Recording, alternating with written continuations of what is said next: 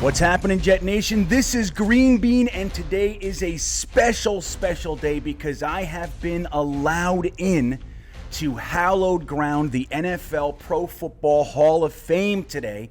I am in a secret back room that no one gets in. Only inductees get allowed in here, but today they've let me in here. And the reason that you know it's so special, because this is where they all have to reference if they try to understand and remember when this whole thing got started. They all come in here and look at this right here. As you can see, September 9th, 1963. That's when the place started. So for today, I have been allowed to believe that I too am a special NFL fan. They're just letting me buy in. They're supporting the whole idea. I think I might even get like a Diet Coke later. I think somebody was saying earlier. It's really a neat experience to be able to be let in here in the secret room. I saw the secret chair that Roger Goodell let everybody sit in. So we're going to start this in such a way that it's appropriate to the New York Jets. You see, we have a very specific relationship with the Hall of Fame. Number one, there's not many of us in here. There's that. And up until very recently, there was only a few. There were three, really. We had, obviously, Joe Namath, Don Maynard, and our coach from the same era, Weeb Ewbank. And over the past few years, we've been allowed a little bit more honoring with Kevin Mawai, our longtime center, and Curtis Martin, our longtime running back. It's a shame with Curtis Martin because one of the reasons he got in here was the 10 straight seasons with 1,000 yards rushing. He was going for his 11th, which would have put him the sole owner of the record. Right now, he's tied with Barry Sanders. He would have been the sole owner of the record, but that year he got injured and only had 687 yards or say 867 yards, something along those lines.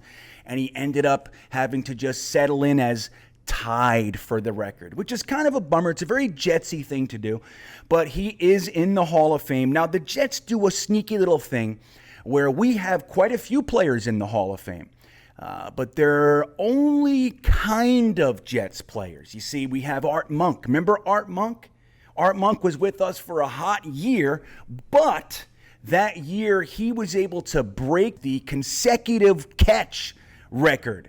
The consecutive games with at least one catch. Art Monk caught that pass for the New York Jets in Giant Stadium. I was there. I cheered as if he had built his whole career with the New York Jets. As we know, he did not. He was a longtime Washington Redskin, and then he even went back and retired as a Redskin once he left the Jets. So our relationship with him is somewhat of a blip. He did break the record with us, but he was with the Redskins, broke the record with the Jets, went back and retired as a Redskin, kind of to insinuate that the Jets thing never happened. But he's one of ours. When you look up the Jets in the Hall of Fame, Art Monk pops up, which is nice and neat. What about John Riggins? What about that fella?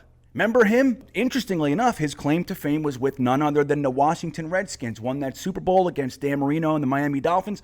All that sort of stuff, but Jets fans love to say that he's ours. He was one of the best running backs the New York Jets ever had, and that may be true. I do remember having a card, John Riggins card, and he had a mohawk. Back in the 70s, it was like, wow, look at that crazy, out-of-the-box guy. He's such a rebel. He had a mohawk in like 1979. You do not see that every day.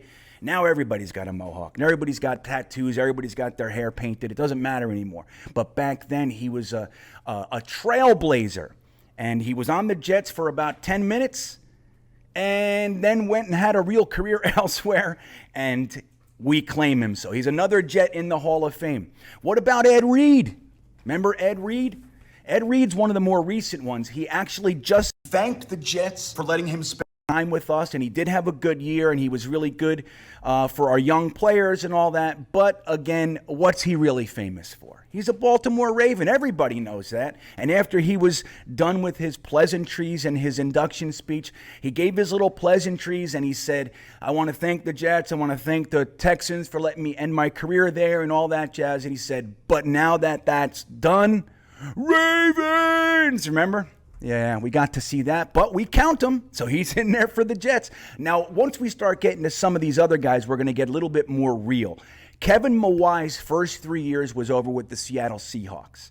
And then he spent 8 seasons with the New York Jets, and he was dominant as a center for the New York Jets. Remember, we used to see Kevin Mawai pulling from the center position and being able to lead block on either side of the line. He was a fantastic center, and he's well worthy of being a Jet in the Hall. But interestingly, toward the end of his career, he did go to the Titans and finished his career there with 5 more seasons. So he was with the Jets for the longest. He honored his team, Vinny Testaverde, Wayne Corbett, those types of folks, even Chad Pennington, when he went into the Hall during his speech, which was a fantastic speech, by the way. If you haven't seen it, take the time and watch it. It's fantastic. But he did honor his time with the Jets, and I can pretty confidently say that he is a New York Jet in the Hall of Fame. Then we have Curtis Martin. Curtis Martin, again, first 3 years with the Patriots, but after that, he's a New York Jet now, isn't he? He got the rushing title as the oldest running back ever to win the rushing title, 1,600 and change yards. He did that while he was with the Jets, and he had the most years with the Jets, and he obviously got that consecutive rushing record of 1,000 yards each of his first 10 seasons with the New York Jets. So there you go. He's ours. Now, let's get to some of the legendary guys. We have Joe Namath, the only quarterback in the Hall of Fame to throw more interceptions than touchdowns. Is that good? Is that a good thing that our quarterback was so great, such a dynamic personality that he actually threw more interceptions than touchdowns and he still had a Hall of Fame career? I don't know. People have poked me with that one over the years. Yeah, great. You're one guy in the Hall has this going on.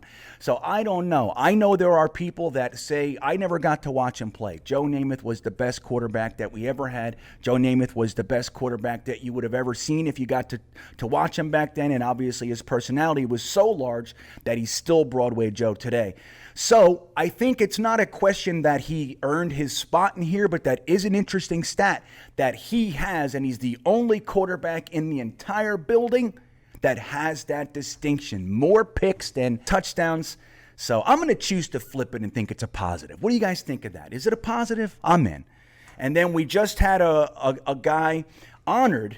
His career, he was never really honored for being a Hall of Fame caliber player, but Winston Hill, our longtime offensive lineman, was just inducted as well as a legendary candidate. One of our longtime offensive linemen, 10 years with only missing 1 snap in his entire 10-year career, 3-time Pro Bowler, Brickishaw Ferguson, was just on the list. He just reached eligibility, and he actually made it through the first round of voting.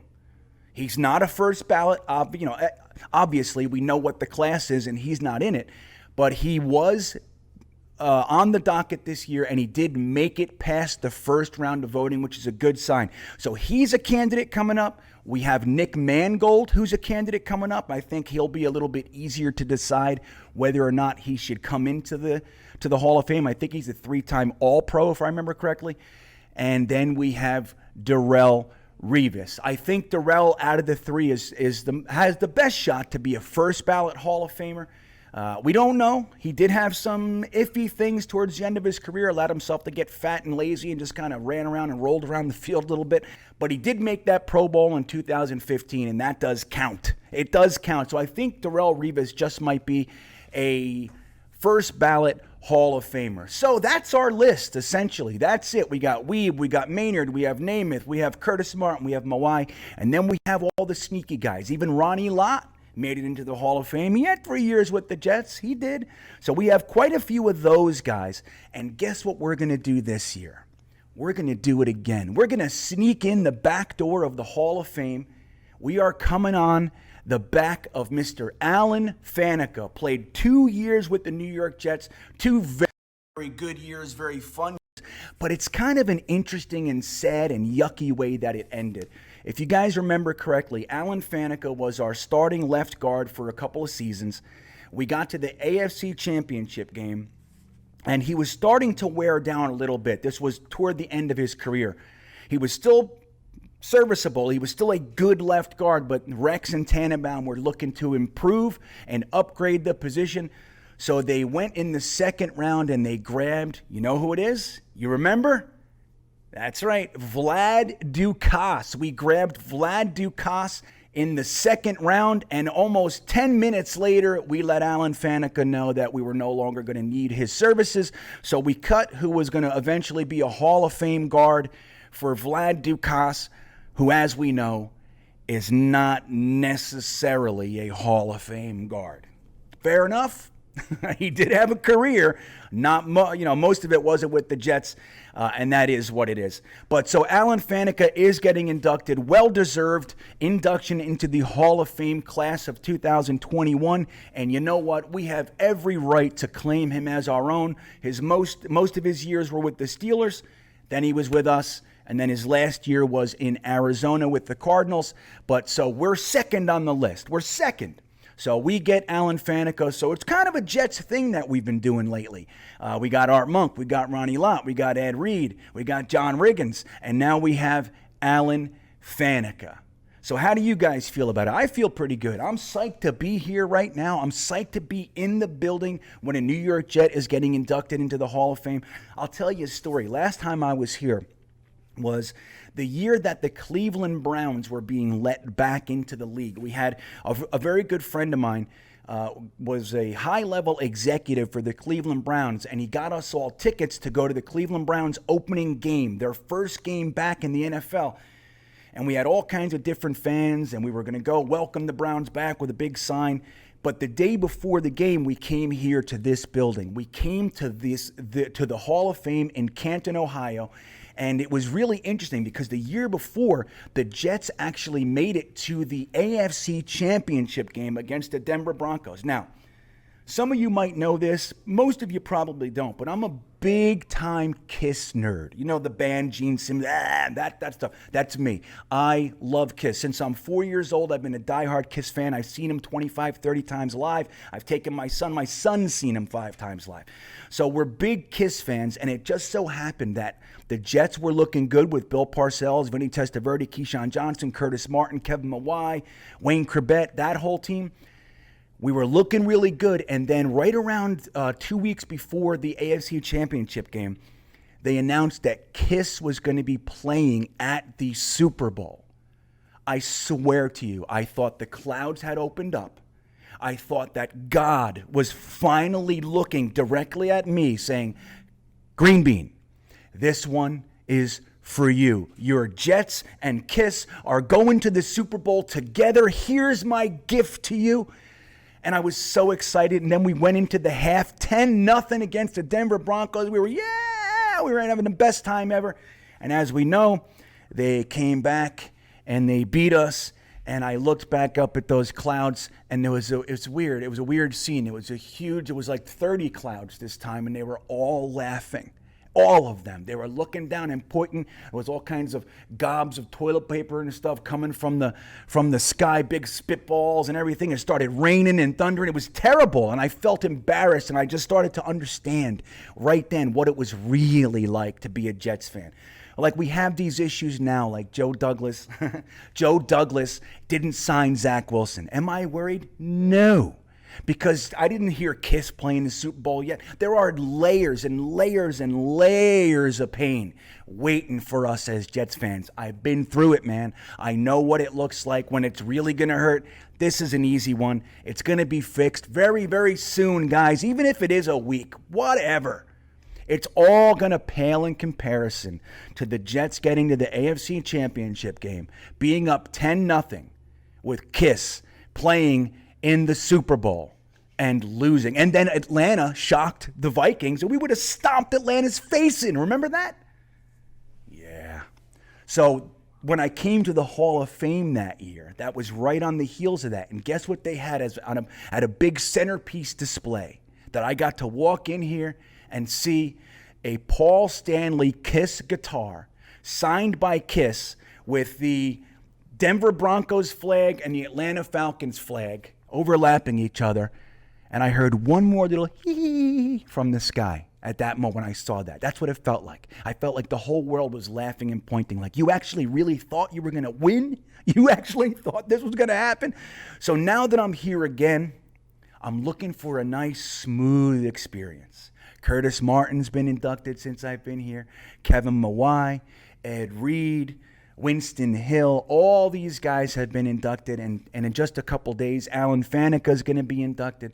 So I couldn't be happier just to have an emotionless, no pain, pain-free experience at the Hall of Fame. This is going to be good. It's going to be a good one. Now, as I walk through the place, I'm going to continue to show you all of the displays that have to do with our New York Jets. I'll try to avoid all the Tom Brady stuff, and it's kind of, I don't even know. I haven't been in there yet, so I don't know what it's going to look like. I imagine it's everywhere. I'm going to try to avoid anything painful. I'll show you Joe Namath. I'll show you Curtis Martin. I'm going to show you everything that we have in this place, and I'll see if I can find that Kiss guitar. See if it's still in here somewhere. I'll show you that one too. Let me know in the comments. Like this video, subscribe to JetNation.com, and obviously if you need more Jets talk than you're getting on Jets Twitter, it never ends on Jet Nation's forums. You can find us on YouTube at Jet Nation and the JetNation.com forums. There's no place like it. Articles, videos, podcasts, and nonstop Jets talk. Thousands of new posts every single day. Get on over there. I appreciate you watching. Enjoy the rest of the video. And go Jets. Not bad. Dude, I cannot believe I remembered all that shit. I know. I was like, wow. Dude, there was a guy in my brain like, oh my God, Winston Hill. What year was it? I couldn't believe it. I just kept talking. I was like, I actually remember this? Ed Reed. It's in there. Ronnie, Art Monk. I mean, I was like, I pulled out a game. I was probably 19.